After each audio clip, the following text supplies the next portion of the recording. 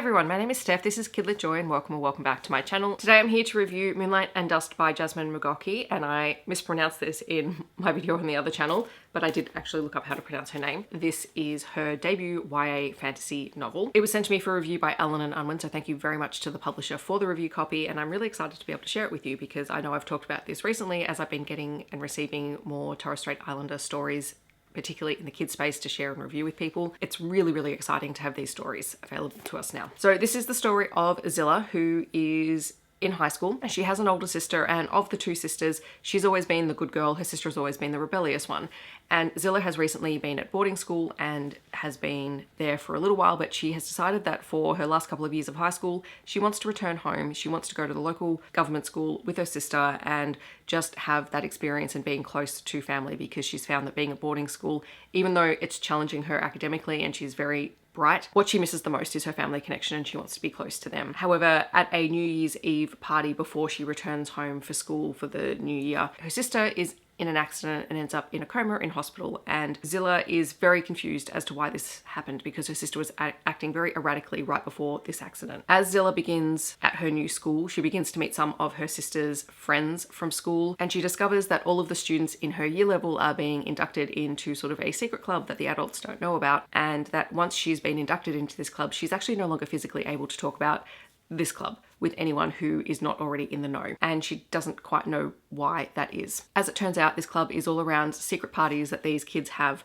throughout the year. They're exclusive and they don't talk about them outside of the parties, and when she gets to her first party, she discovers that everyone is taking this elixir of some kind that grants them magical or superhero-like abilities, such as telekinesis or being flame resistant, being able to climb the walls, etc. This elixir is called moon dust. Zillah discovers that there are a couple of kids in the group who are in charge of distributing moon dust. They don't make it, but they distribute it, and it appears to them without any note, and no one knows who the creator of it is. There's also a small group of people who are taking moon dust, and they're saving it so that they can actually use it on weekends to help their local community, which is kind of cool. They want to be able to give back to their community, and so they're saving these abilities to be able to do that. However, Zillah begins to notice that a lot of her friends who are taking moon dust are beginning to forget things or lose time or begin to act just a little bit strangely, and she begins to wonder whether or not this has something to do with her sister's accident and why her sister hasn't been able to wake up yet. So it is the story of Zillah sort of investigating and uncovering who is behind creating moon dust,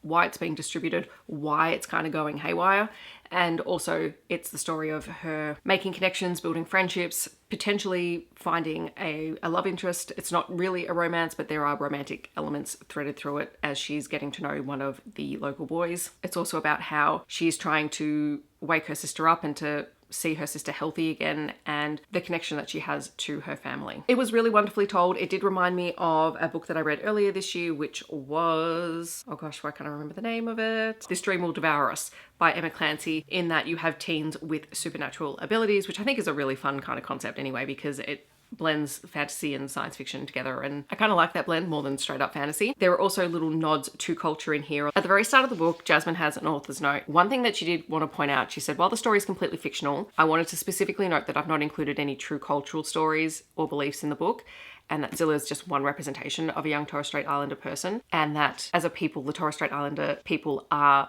complex, beautiful people with different languages, dialects, and cultures. So she wanted to include a varied cultural experience, and I really like that she did have the author's note at the front, because as a non-Indigenous person, to understand sort of the motivation and the thinking behind the way that the author has created and constructed the book, and also the way that they've interwoven cultural experiences into the book, I think that's really important. She also then goes to talk on a little bit about the language that is used, etc.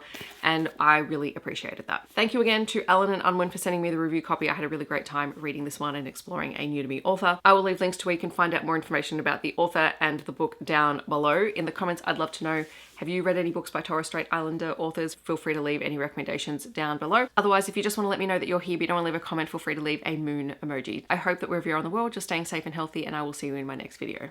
Thanks so much for watching. Bye everyone.